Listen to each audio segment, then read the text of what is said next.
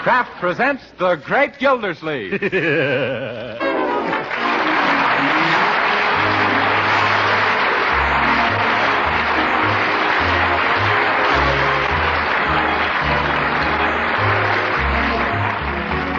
week at this time from Hollywood, California, Kraft presents Harold Peary as The Great Gildersleeve.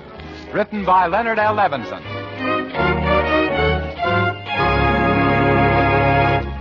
We'll hear from The Great Gildersleeve in just a moment. But first, even though winter doesn't officially begin till December 22nd, it's here right now for most of us. Yes, and on cold, blustery days, plenty of good, nourishing food is all important. I mean food that supplies energy. Food that produces body warmth. Food that keeps us going despite the weather. Now, Parque margarine, the delicious vegetable margarine made by Kraft, is just such a food. Parque margarine is one of the best sources of food energy you can serve. And that means it's tops in producing body warmth, too. And equally important in wintertime, Parque is rich in vitamin A. Yes, every pound of Parque margarine contains 9,000 units of vitamin A. But Parque margarine isn't just good for you. It's mighty good tasting, too, whether you serve it at the table or use it for baking and pan frying. So for all these reasons, wholesome, economical Parque margarine deserves a place on your shopping list. Why not order a pound or two tomorrow? Just ask your food dealer for Parque, P-A-R-K-A-Y. It's the margarine that's made by Kraft.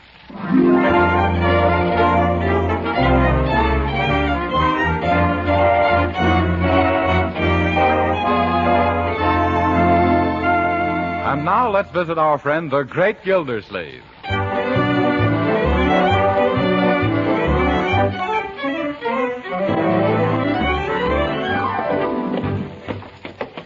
Gee, Uncle Mort, those certainly were two swell movies. Yes, thanks for taking us. Did you enjoy them? Well, Marjorie, I'll have to confess I fell asleep in the middle of the first feature and woke up toward the end of the second one. You did? Yes, Leroy. Those 65-cent seats are too darn comfortable. Tell me, did Betty Davis finally marry Hopalong Cassidy? Uncle, they weren't even in the same picture. Oh, they weren't? Well, then he must have been singing to a blonde horse. Now I'm all confused. Who was it that defeated Notre Dame in the newsreel? Tarzan or Popeye? It was Charlie's aunt. Yes. And he wasn't in the newsreel. He's in the picture coming next week. Oh. That's the trouble with the movies. You can't sleep there in peace. What they need are more actresses like Betty Grable. Yes. Now, there's a girl with beautiful potential. She'll get somewhere, that young lady. Well, it's almost midnight, so we'd all better get... Well, look at that. A bird cage. Yeah, where did that come from? There's a canary inside. Well, I don't understand it. This wasn't here when we left. Maybe Bertie brought it in. Yes, let's find out. Oh, Bertie. Yes, Mr. Gildersleeve. Bertie, whose canary is this? It's yours, Mr. Gildersleeve. It is? Yes, sir. You just won Napoleon in a raffle. Napoleon? I did? When did it happen? While I was asleep at the movies? No, sir, at my lodge. This is the night the mysterious and bewildering order of the Daughters of Cleopatra hold their weekly business meeting and shag contest. But Unc couldn't have been there. He was with us. Yes.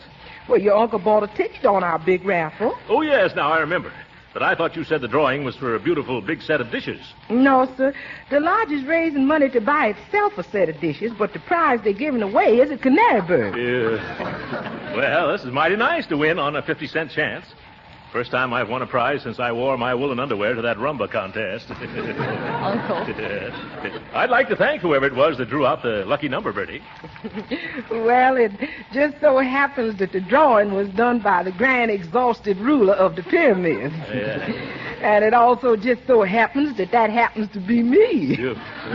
Why, Bertie. Of course, it was just a coincidence, but did anybody say anything? No, ma'am, but the show was a lot of black looks. Yes,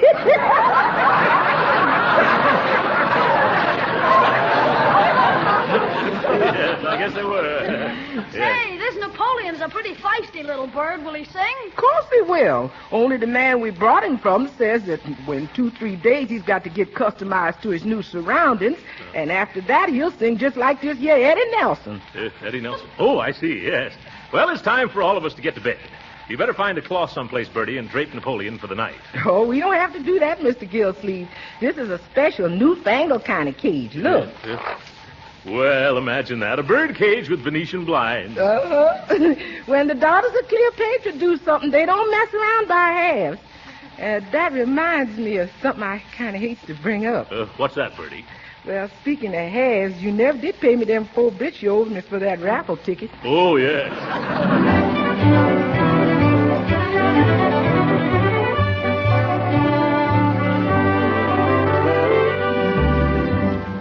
Now, see here, Napoleon. You've been a free boarder around here for a week now, and you haven't sung once. Not one single solitary... Stop eating a moment, Napoleon, and listen to me. Oh, now I've frightened you. What's the trouble, old man? Haven't I tried to be a pal to you? Haven't I? By George, look me in the eye when I'm talking to you. You got to do something around here to earn your keep. You think bird seed grows on trees? You better find your voice, little chum, or you'll find yourself decorating somebody's hat. Hello, Mr. Gildersleeve. Yeah, hello. Is Napoleon worked himself into a vocalizing mood yet? Yeah, not yet. You know, Bertie, I'm not one to look a gift bird in the bill. I'm afraid the cat's got this canary stung. No, sir, the cat was after this morning, but I chased him away. Oh, well, I don't know much about birds, but if ever I saw a moody mudlark, it's this jaundiced little jaybird. You know, I can't understand it, Mr. Gildersleeve. This canary bird was not only guaranteed to sing, but the man said positively. Well, maybe we better take Napoleon back to the store and get the Duke of Wellington. Well, there was no store. No?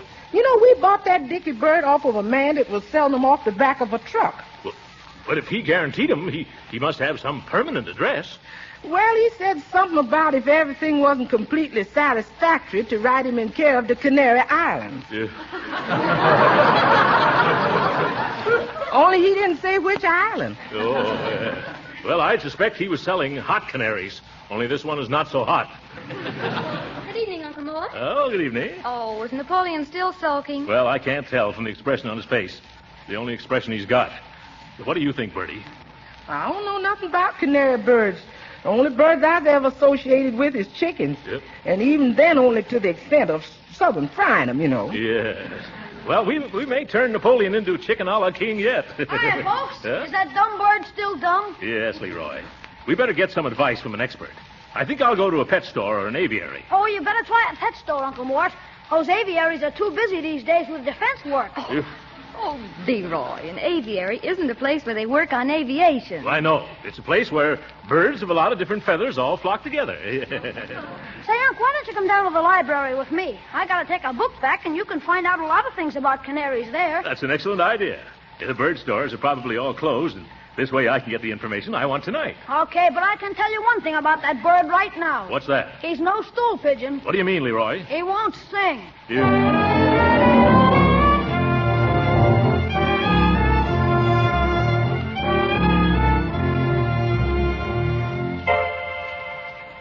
Here's the 88 cents for your fine, Leroy. The next time you want to use a dictionary, we'll buy one. Turn it in while I find where the canary literature is, will you? Here's the information desk. I'll be right back. Okay. Excuse me, young lady. Not so loud, please. Won't you step closer? Closer? Oh. I must come to the library oftener. What can I do for you? If my canary refuses to sing. What? My canary won't sing. And I wonder if you could help me. I'd be glad to, only I don't sing either. You don't, eh? I'll bet you. Have you got any books for a canary in that condition? Well, the music department has some volumes with bird calls. Oh, I don't think that would do. You see, my canary can't read music. Well, how about a book that you could read? Oh, that'd be splendid. Something that would tell me the cause and cureness of curtness or coyness in canaries. You'll find that under C over there in the reference room. You'll have to hurry now. We're closing in just a few minutes. Yeah, thanks, I will. Oh, Leroy, come along with me. I'm coming. Only you better make it snappy, Unc. It's almost 9 o'clock. Oh, it won't take me long. Is this the reference room? Yeah. Let's see. Somewhere along here. Canopies. The canaries. The canaries. Oh, canaries. Ah, here's what we're looking for. Almost missed it. Native birds of the Bronx and how to get the most out of them. What to do till the bird doctor comes. You're getting warm, Unc. Yes, I know I am. Here, hold my overcoat, will you? 44 famous formulas for feeding our fine feathered friends by F. McGee. Oh, that sounds like it. I don't think you'll have time to read much, Unc. Here's what we're after. A list of different foods to feed Napoleon. You want to read them off, Unc, while I take them down? Oh, a splendid idea, young man. Ready? Sure, go ahead. Shoot the junk to me, Unc. Yes. Yes. Watercress? Watercress. Nasturtiums? Nasturtiums. Dandelions? Dandelions. Marigolds? Marigolds. What's happened to the lights? Gee, they put them out. It must be 9 o'clock. Come on, Leroy. Let's get out of here before they lock us in. Okay, but I'm sort of mixed up. Which way is out? I think it's right over here. Not that way, Leroy. Here, take my hand. Oh! Ooh, an avalanche! Oh, my goodness. Oh! Leroy, where are you? Right here under the book. Oh, are you hurt? Gee, my head feels funny. Say, your head does feel funny. I can feel it going around and around. That's not me, Uncle Mort. I'm over here. Well, what am I touching then? Oh, it must be that globe of the world. Let's see if we can grope our way out into the other room. All right, take my hand. Oh, to think of it, trapped in a public library at my age. Gee, Uncle Mort, everybody must be gone. How are we going to get out of here? We'll find some door we can open, Leroy, or else I'll locate a window big enough to crawl out of. Yeah, a bay window. Never mind, young man. Now stay close to me, so we won't get... Oh!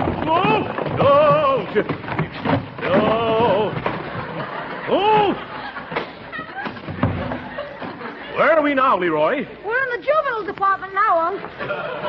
Juvenile department? How do you know? The books falling down are getting lighter.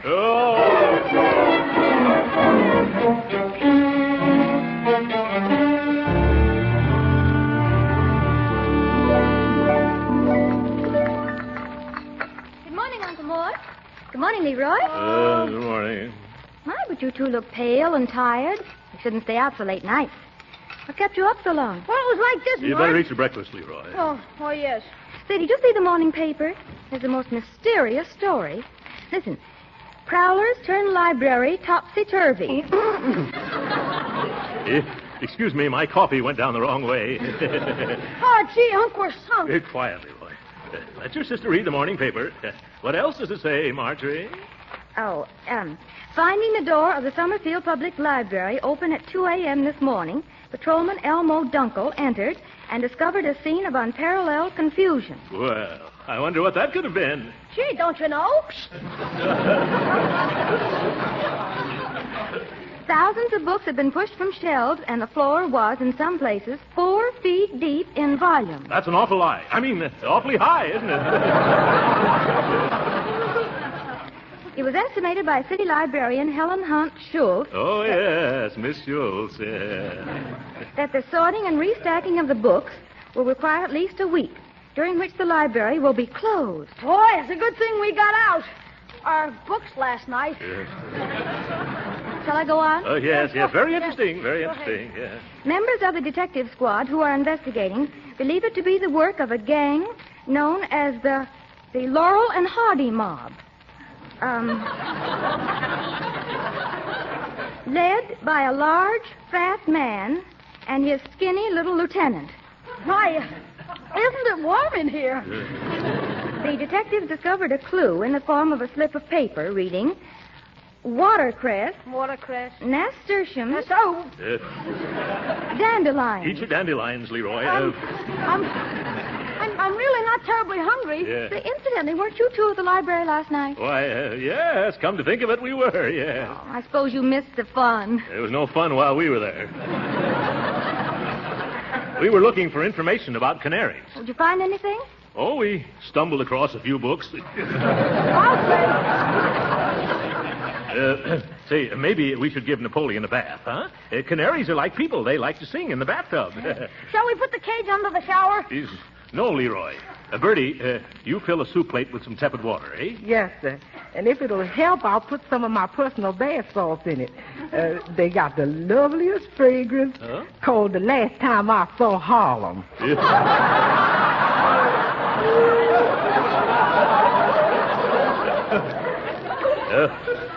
No thanks, Bertie. We can't take any chances in Napoleon singing Boogie Woogie. That's what you say, Mr. Gildersleeve. Yeah, all right. Maybe all he needs is a good wash job. Yeah. Now, here he is. I hope that canary bird can swim better than he can sing. Yes, thanks, Bertie.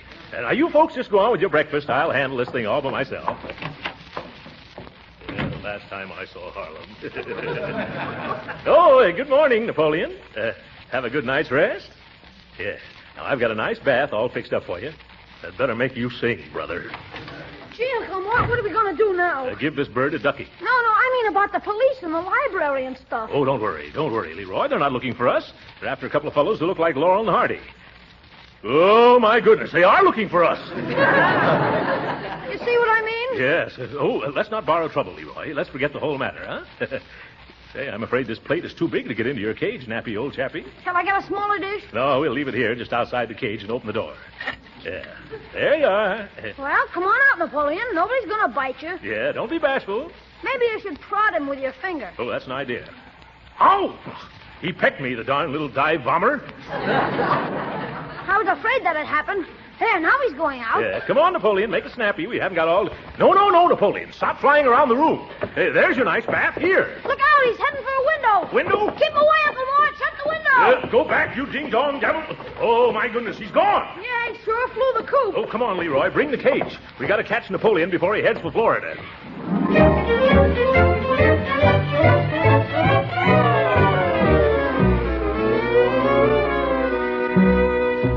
I see him. Look, there he is on the branch of that tree. No, Unc, that's a yellow leaf. Oh, yes, I forgot it's November. I could have sworn it was Napoleon. Say, don't look now, but what's that moving in the bushes? Where? Over there. By George, I think it's the bird, all right. Come on. Now, you head him off in the back, Leroy, and I'll sneak up on him from this side. Okay. Let me know if you catch him. Yes. Uh-oh. There he goes into that scrub. Now, where did he disappear to? He must be somewhere in here. Napoleon. Nice Napoleon. Be a good boy and come back to Uncle Throckmorton, Napoleon. Hello there. Hello. Oh, hello, officer. Excuse me, but what are you doing down there on your hands and knees, mister? Now, don't be stubborn, Napoleon. Say, you're a new man on the beat, aren't you? Yeah, what are you looking for in them bushes? Yeah, here, Napoleon. Come out of there. What's that, officer? Oh, I'm just looking for Napoleon. He's escaped. Oh, I see. Aren't you a little late to look for Napoleon? Late? I hurried as fast as I could. He just flew out the window. Oh, he flew out the window, huh? Naturally. And did you fly out after him? Why, of course not. What do you think I've got, wings? I don't know. Have you? You can see that I haven't. Napoleon has, though. Oh, Napoleon has wings, has he? Yeah. I was just trying to make him take his bath, but I guess he didn't want to, so he zoomed right out of the house. Well, didn't he wait to put on his clothes? Why should he? Napoleon never wears clothes.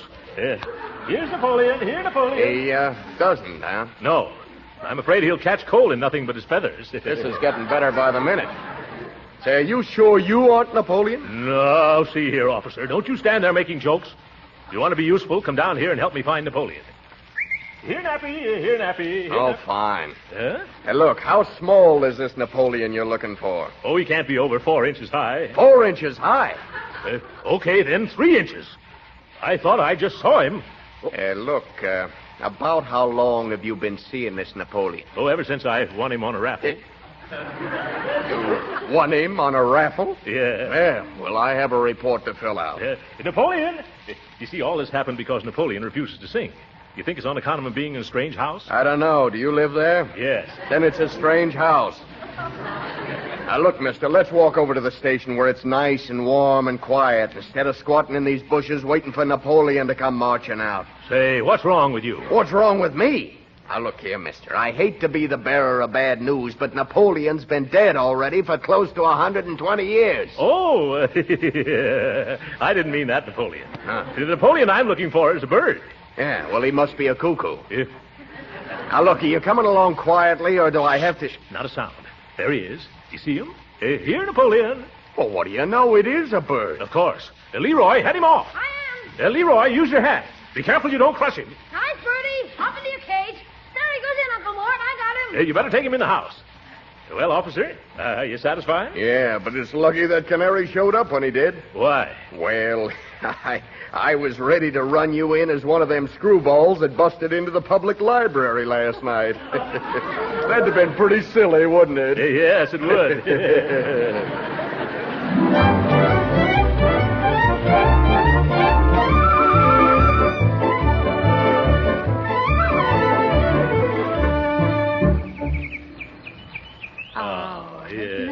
Just listen to that, children. Beautiful, isn't it? He's sure in the groove, all right, all right. Oh, it's certainly worth a lot of trouble to get a bird to sing like that. You're right, Marjorie.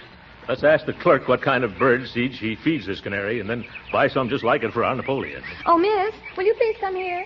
What can I do for you? Pleased to meet you. We have a canary, and he refuses to sing, lady. Yeah, he won't give out with a jibe.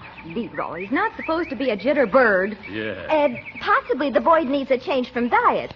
What have you been feeding him, if I am not too inquisitive? Oh, well, you're not. We tried everything the books recommended. Cuttlebone, watercress, bacon, vegetables, apple. Have you tried Boyd seed? Boys, of course. He's gotten so fat on seeds, he keeps falling off his perch. Though, for falling off the porch, we carry a special padded bottom. What have you got for birds who won't sing? Well, we have a number of remedies. Here's Marble's Bauble Gargle, guaranteed to make the saddest canary a Pollyanna. That sounds good already. And you also might try our Melody Restorer and Whistle Food. It's revived more songs than Bing Crosby.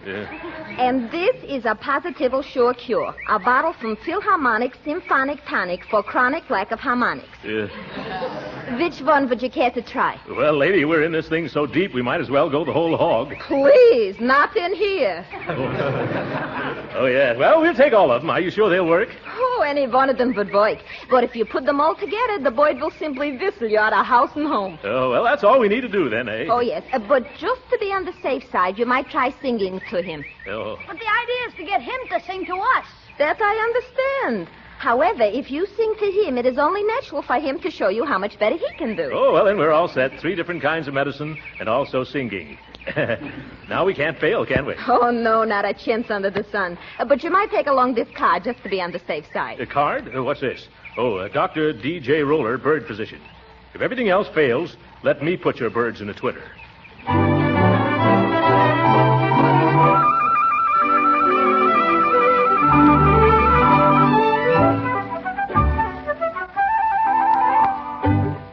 Let's all sing like the birdies sing. Tweet, tweet, tweet, tweet, tweet. Come on, Napoleon, sing like Bing. Tweet, tweet, tweet, tweet, tweet.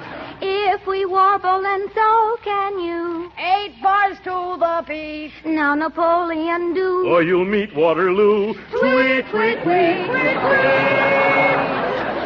Well, come on, Napoleon. Sing. Oh, I guess it's no use, Uncle. Yeah. Shall we try another song, Unc? What other song, Leroy? How about that old one, just a bird in a Gildersleeve cage? Yeah. Oh, brother. Yes. Say, Uncle, are you sure none of those remedies we bought at the pet store will work? How can they? Napoleon keeps kicking him out of the cage. All except the gargle. He sits in that. What about that bird doctor? Why don't you try him? Say, I'd forgotten all about him. Dr. Roller. Yes. I'll take Napoleon there. And if I won't bring him back singing, I won't bring him back, period.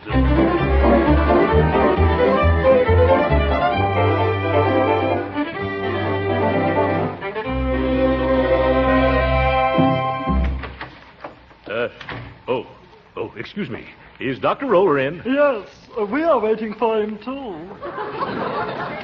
We? Yes, me and Butch. See? Oh.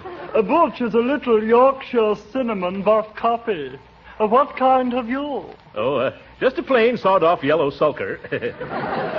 Do you think a doctor will be long? Well, I don't think so. He's doing a plastic surgery operation. Is that so? A plastic surgery, eh? Yes, it's a nose-straightening job on a parrot. Well, I don't think I'll stay. That'll take all week. Oh, no. You may have our place. We're in no hurry. Oh, well, I don't know. I'm just about ready to give up canaries altogether. Oh, I wouldn't do that if I were you. Oh. Perhaps you don't realize all the joys and fun of owning a lovely little feathered companion.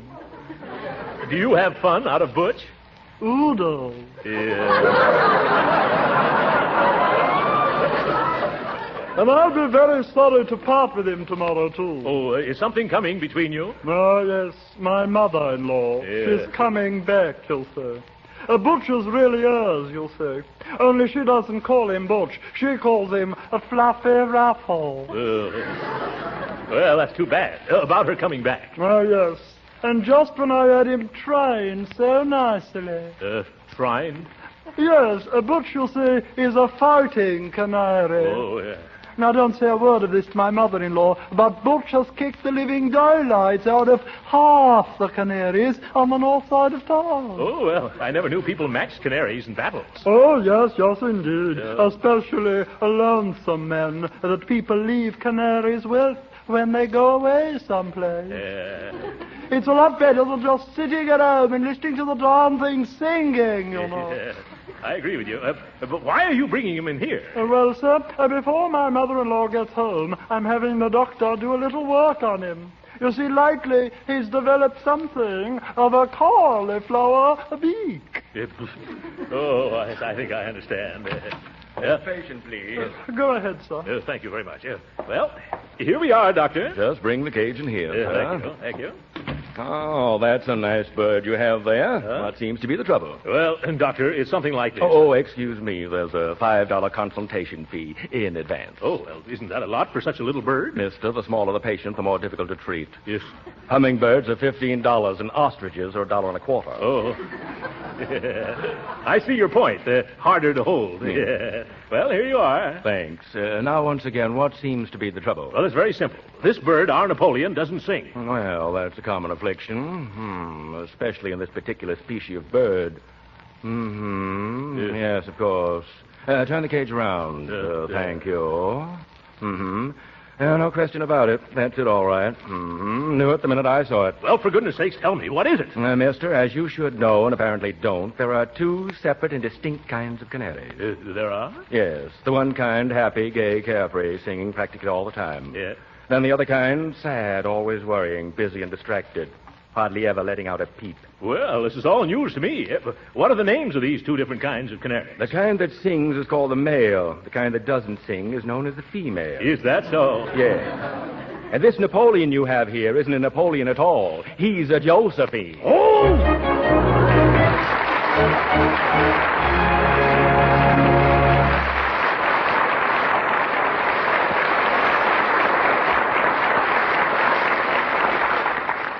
The Great Gildersleeve will be with us again in a few minutes. But right now, let me ask you housewives a question.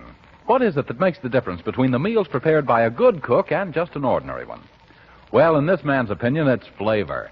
Yes, it's that appetite-satisfying extra flavor that good cooks give to the dishes they serve. That's why so many good cooks are using delicious Parque margarine, made by Kraft.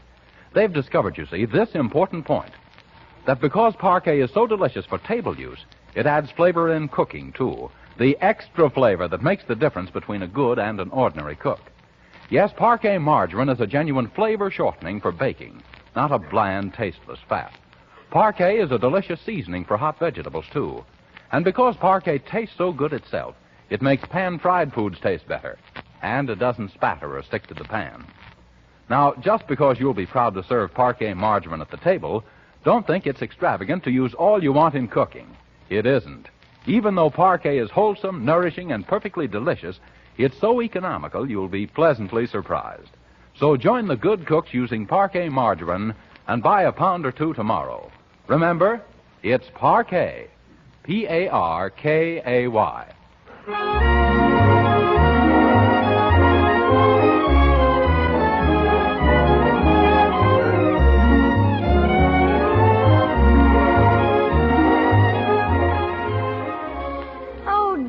This Christmas list is getting me down. Cigars for Judge Hooker, a necktie for the mailman, and then for Bertie. Let's see. Oh, Uncle Mort. What is it, Marjorie? Have you thought of anything to give Bertie for Christmas? Oh, yes, you bet I have. Good. What is it? Josephine. Good night.